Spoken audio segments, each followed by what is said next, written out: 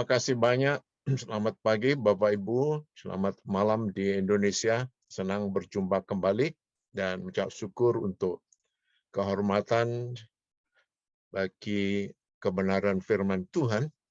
Tema kita bulan ini adalah mengenai convictions, dan pagi ini saya menjelaskan dari tema ayat yang tercantum, dan kalau ia datang, ia akan menginsapkan dunia akan dosa, kebenaran, dan penghakiman dari Yohanes 16 ayat yang ke-8. Mari kita lihat selanjutnya, next. Dasar kehidupan iman Kristen yang utama adalah berakar pada Allah Tritunggal. Ini merupakan Allah yang menjadi titik tolak daripada kebenaran Alkitabiah atau merupakan pusat kebenaran. Kata Tritunggal tidak kita dapati secara tertulis dalam Alkitab, walaupun konsepnya kita dapat temukan. Doktrin ini sangat sulit dan merupakan misteri. Tetapi doktrin ini sangatlah penting untuk diyakini dengan iman. Istilah Tritunggal, Trinity, sama dengan Triunity, Tuhan adalah satu. Allah adalah Allah dalam tiga pribadi dan tiga pribadi dalam satu Allah, Bapa, Anak, dan Roh Kudus. Bapa adalah Allah, Anak adalah Allah, dan Roh Kudus adalah Allah. Jadi sederajat, sehakikat, tidak ada perbedaan dari ketiga pribadi yang adalah merupakan satu Allah. Dalam teks kita, Yohanes 16 ayat 8, kita akan membahas karya Roh Kudus. Kita tahu masing-masing dalam pribadi itu, Bapa, Anak, memiliki semacam tugas masing-masing, tetapi dalam Yohanes 16 ayat 8 kita akan melihat karya daripadanya. Next. Ya. Kita awali dengan pengertian convictions yang dalam ayat itu diterjemahkan dengan kata menginsapkan. Menginsapkan. Masalah manusia yang utama bukanlah masalah intelektual, ya, intelektual. Kita semuanya memiliki, walaupun intelektual adalah penting agar dapat mengetahui dan memberi pengertian.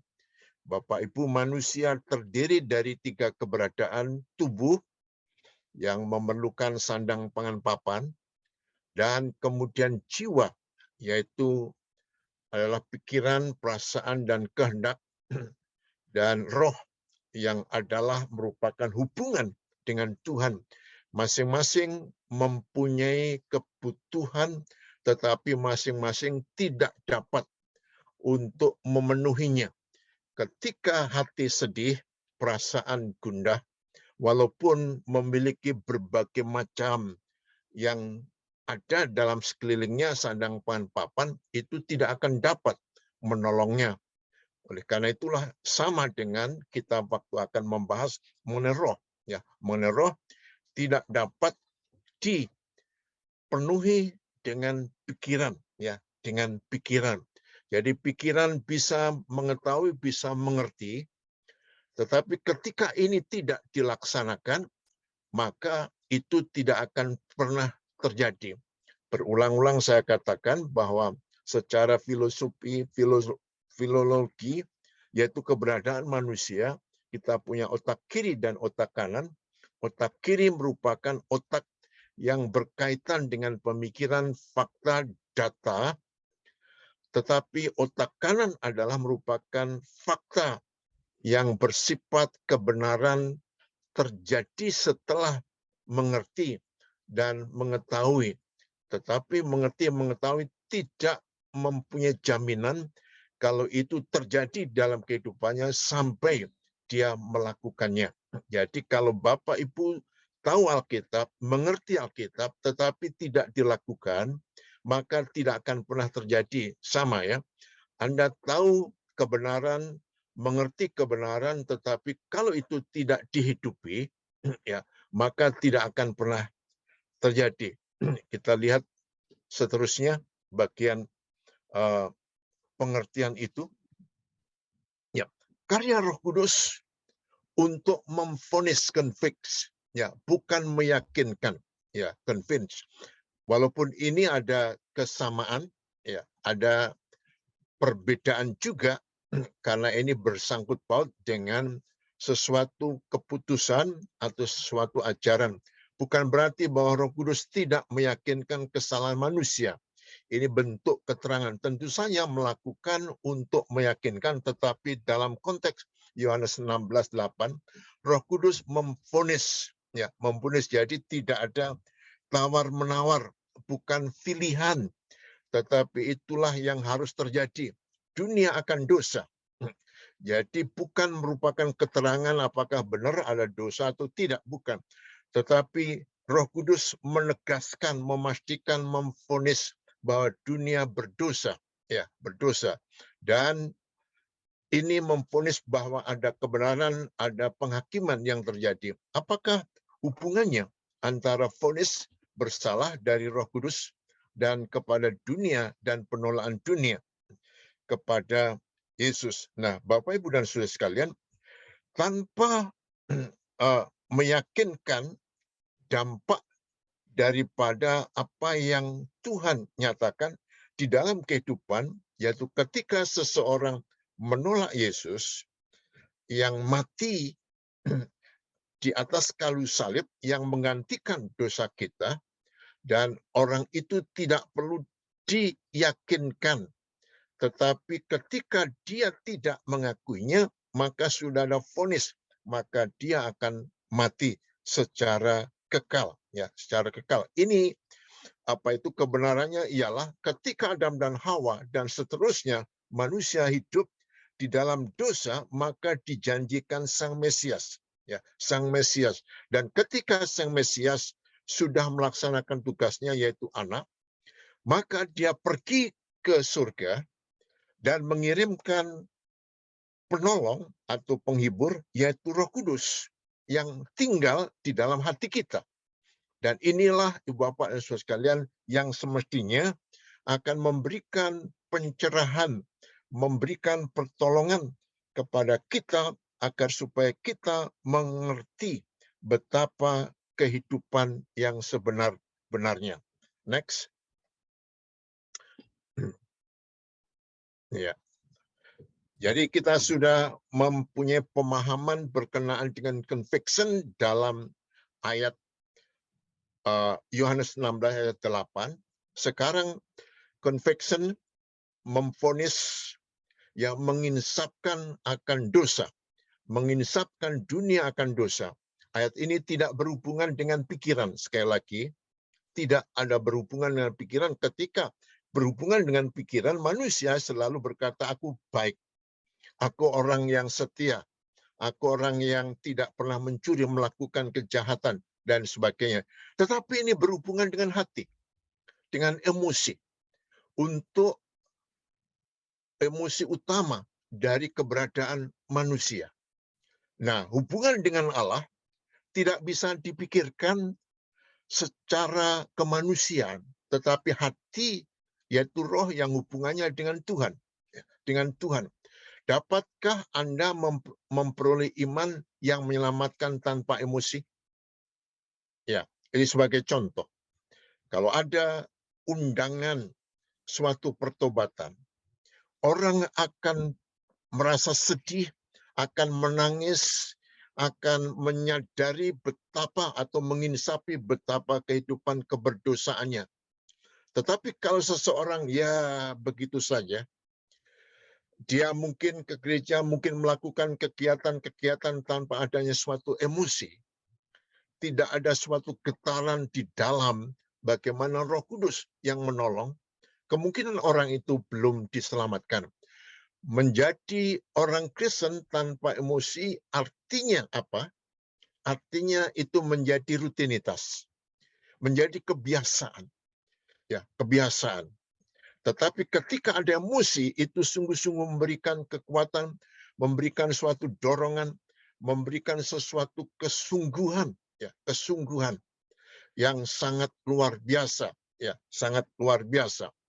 Roh Kudus convicts dunia akan dosa, yaitu manusia yang berdosa, yang memvonis. Ya. Jadi ada 3 yang saya taruh di situ, Mrs. The Mark, artinya adalah dia menyimpang, menyeleweng, ya tidak mengenai sesuatu sasaran. Saya sering menjelaskan bahwa hidup ini merupakan perjalanan. Dunia bukan tujuan.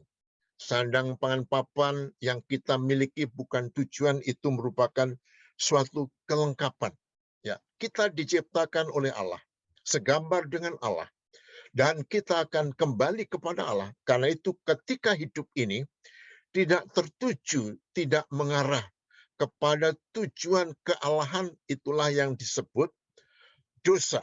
Maka Paulus mengatakan dalam Roma 3:23 dikatakan, sebab sekaliannya sudah berbuat dosa dan kehilangan kemuliaan daripada Tuhan. Dan ini Bapak sekalian, ketika Anda tidak menikmati, tidak merasakan bagaimana kesejahteraan, kemuliaan Allah dalam kehidupan Anda sesungguhnya belum ada iman yang sejati. Yang kedua yaitu trespass, itu memberikan kepada kita berkenaan dengan suatu pelanggaran. Ya, dahulu mati oleh karena pelanggaran dosa. Ya, dosa itu saya sudah banyak kali mengatakan dosa tidak sesungguhnya ada hubungannya dengan kejahatan, dengan melakukan pembunuhan, dan memang itu dosa. Tetapi dosa yang paling utama adalah tidak hidup menurut firman Tuhan. Ya, tidak menghidupi kebenaran firman Tuhan. Ya. Kemudian yang ketiga, transgresis adalah merupakan suatu pelanggaran, ketidaktaatan. Ya, ketidaktaatan, bahwa ayat itu menjelaskan bahwa itu akan setimpal dengan apa yang diperbuat, maka di masa yang akan datang, Bapak sekalian, akan ada, nanti kita berpikir atau berbicara sedikit berkenaan dengan penghakiman. Ya, penghakiman. Jadi ada penghakiman di atas sana ketika kita tinggalkan dunia sesuai dengan apa yang kita perbuat. Jadi Roh Kudus sesungguhnya convict, menginsapkan, memvonis bahwa manusia itu dosa. Anda mengaku atau tidak, ketika Allah tidak menjadi tujuan, ketika Allah tidak menjadi hal yang utama dalam kehidupan, maka itulah yang disebut dosa. Ya. Kemudian yang kedua, Roh Kudus ini tidak hanya convince, tetapi juga convince. Convince di sini memberikan kepada kita berkenaan dengan suatu keterangan, meyakinkan dunia bahwa manusia yang tidak percaya adalah salah. Nah, ini memerlukan keterangan, belum vonis, tetapi memerlukan pemahaman, pengetahuan, pengertian yang benar bagaimana ketidakpercayaan daripada orang tersebut. Nah, Bapak dan sekalian, bahwa Yesus datang sebagai manusia yang disebut sebagai antromorfe, manusia tetapi ilahi, dan ini tidak pernah dimiliki status ini oleh manusia manapun juga. Dan kita tinggal di United States, bagaimana Christopher Columbus menemukan negeri ini. Dan didasarkan kepada keimanannya, maka Anda ketika memiliki uang US itu, dolar, in God we trust. Itu didasarkan kepada pemahaman, pengertian, keyakinan daripada Christopher Columbus bahwa negeri ini, negeri tanah perjanjian yang berkelimpahan air susu dan madu, seluruh dunia dari berbagai negara ada di Amerika Serikat ini.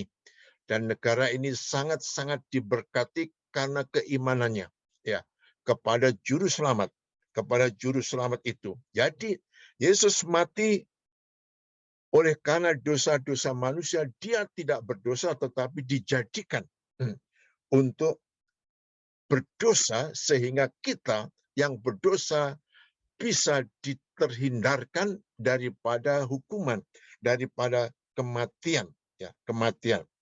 Jadi Ibu sekalian, Yesus Kristus sebagai Tuhan dan Juru Selamat, dan Dia menggantikan kita sebagai orang berdosa ketika kita percaya, maka kita akan diampuni.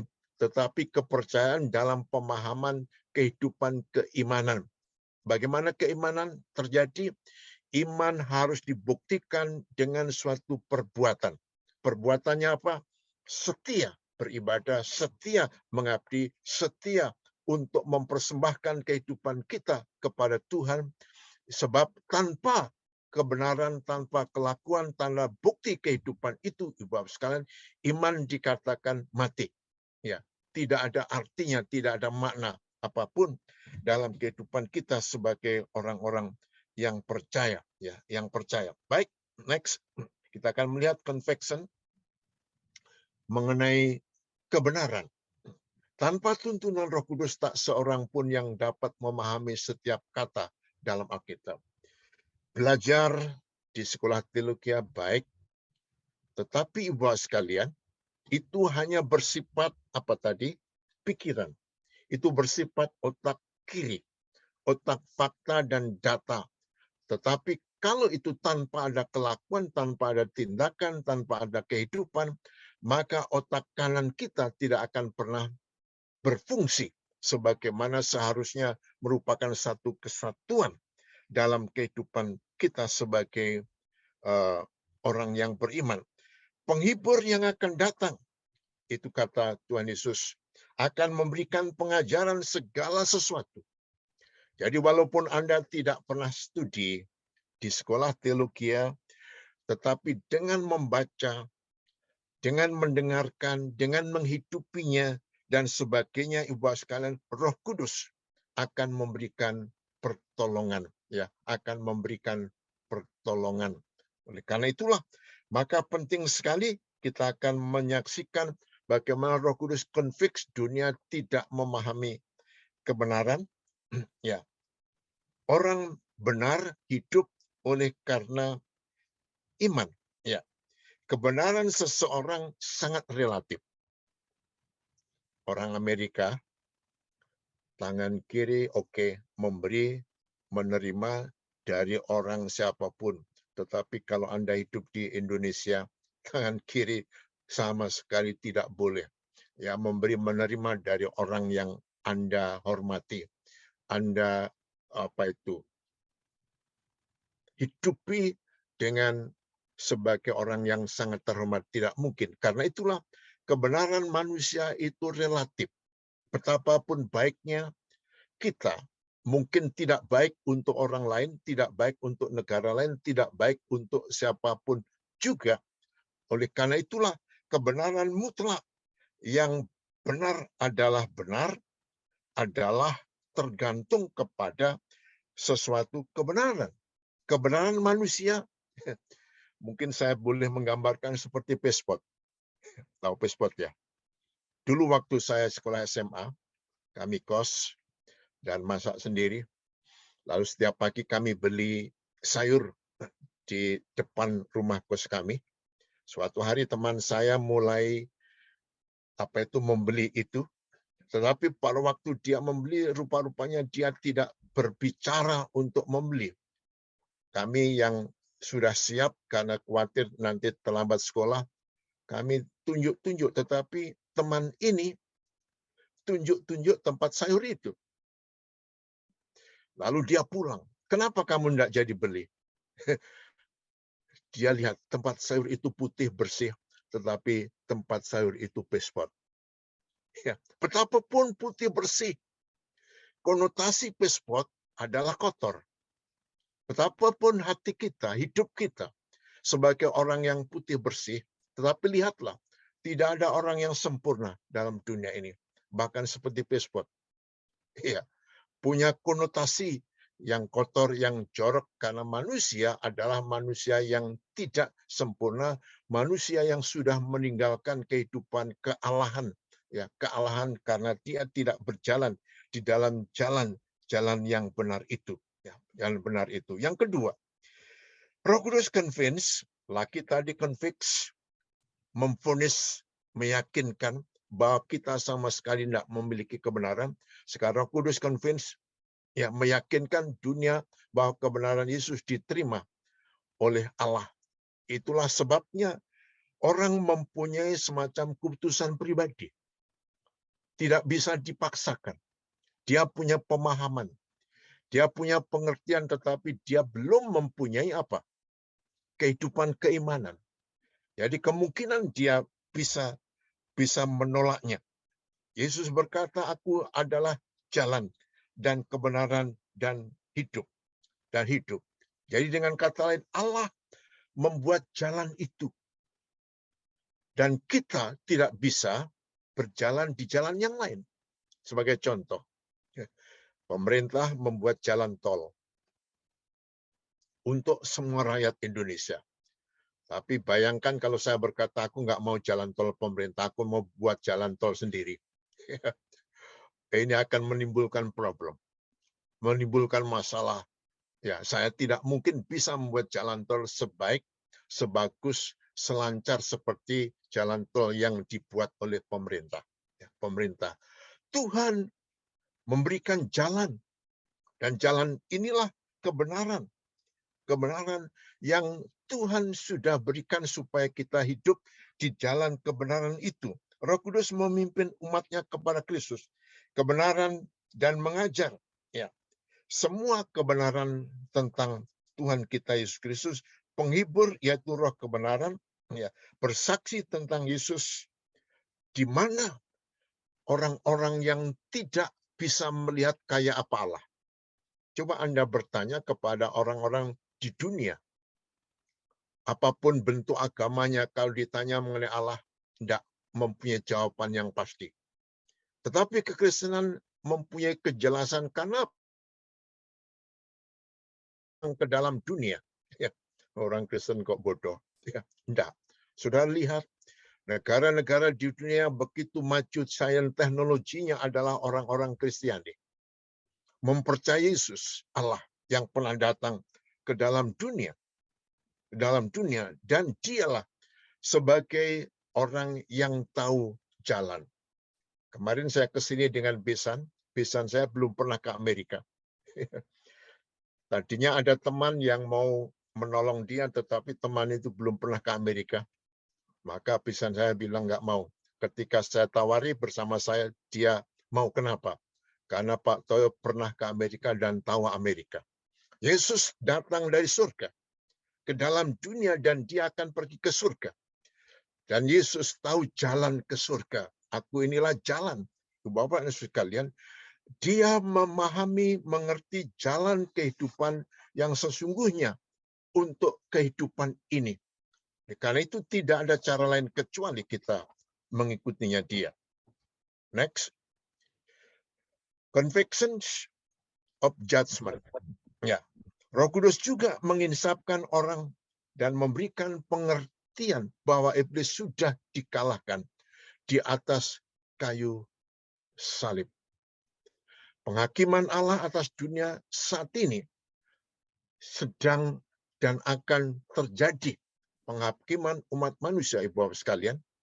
Kita sadar, kita tahu bahwa hidup ini bukan milik kita. Berulang-ulang saya katakan, kita lahir, kita hidup, tidak bisa memilih. Kita tidak bisa pilih orang tua, tidak bisa pilih suku, tidak bisa pilih kaya miskin, tidak bisa pilih bodoh atau pandai. Semuanya tergantung Allah. Ini bukan berarti Allah tidak adil. Keadilan Allah tidak terletak kepada fisik lahiriah, tetapi terletak kepada kehidupan batinnya, yaitu roh yang memiliki hubungan dengan Tuhan. Dan karena itulah, maka vonis, kepastian, keinsapan akan penghakiman akan sungguh-sungguh terjadi. Ya, sungguh terjadi. Kita lihat bagaimana Kristus ketika dipenuhi oleh roh, ya, dia bersaksi kepada dunia, dia orang-orang yang membenci, dan sebagainya mengalami situasi yang tidak saja kesulitan, tetapi nanti di saat yang akan datang itu akan lebih sulit lagi. Yang kedua, yaitu berkenaan dengan Yohanes Pembaptis dipenuhi Roh Kudus. Dalam ayat-ayat itu menegaskan bahwa menyingkapkan dosa, pemerintahannya mengubah hidupnya. Oleh karena itulah, ibu sekalian, ini merupakan landasan bagaimana Roh Kudus ya mempertegas jalan kehidupan yang benar, yang dia berbicara terhadap 3.000 orang yang berdosa. Orang-orang berdosa itu mengalami sesuatu stres, emosinya. Mereka menangis, kemudian bertanya, apa yang harus kami perbuat? Petrus berkata, bertobatlah. Ada emosi dalam, ada roh dalam yang menghubungkan antara dia dengan Tuhan. Yang berikut hamba-hamba Tuhan.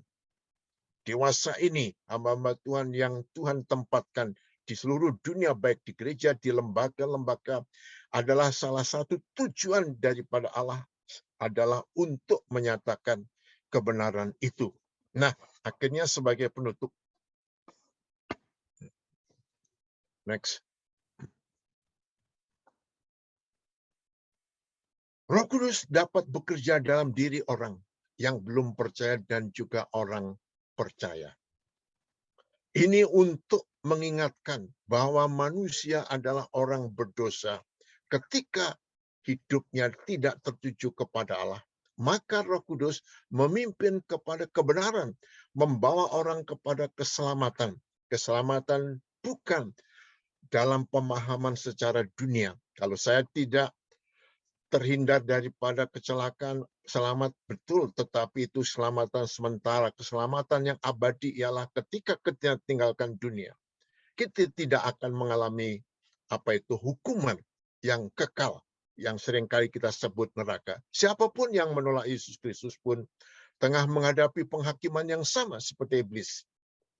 Ini vonis dari Roh Kudus kepada dunia tentang penghakiman yang akan mereka terima sama dengan iblis ketika tidak mengakui, tidak menerima Yesus, maka mereka menghadapi penghukuman itu. Inilah era penuaian jiwa terbesar sebelum kedatangan hari Tuhan yang besar dan dahsyat itu, ibu bapak sekalian, di mana Tuhan Yesus memanggil dan menetapkan kita sebagai pembawa pesan keselamatan kepada dunia yang berdosa ini. Ini sesungguhnya merupakan tugas kita sebagai orang-orang beriman, menunjukkan, membuktikan, mungkin tidak dengan kata-kata, tetapi kelakuan, kepribadian, hidup kita membuktikan bahwa kita bukan orang-orang yang sekedar hidup di dalam dunia, tetapi kita sedang menuju kepada suatu keabadian. Conviction adalah menjadikan kita sadar, kita tahu, kita insaf, kita sudah divonis sebagai orang berdosa, maka kita membutuhkan jalan kebenaran itu. Sebab apa? Kalau tidak, penghakiman yang abadi masuk ke dalam penderitaan yang abadi dalam neraka akan terjadi. Tetapi puji Tuhan, oleh karena Yesus Kristus, kita boleh diselamatkan karena iman percaya kita. Mari berdoa. Bapa Surgawi, terima kasih untuk pemberitaan firman-Mu saat ini. Kami mohon, Kau menyerahkan dalam hati hidup kami, supaya ini bagaikan tanah yang subur ditaburi benih yang hidup, bertumbuh, berbuah, berlipat ganda. Tuhan dipermuliakan dan memberkati kepada sesama. Tuhan, Hamba-Mu telah berakhir berbicara, biarlah firman-Mu akan terus menyentuh, bertumbuh dalam setiap pendengar dalam kesempatan ini. Inilah Tuhan doa kami, dalam nama Yesus. Amin.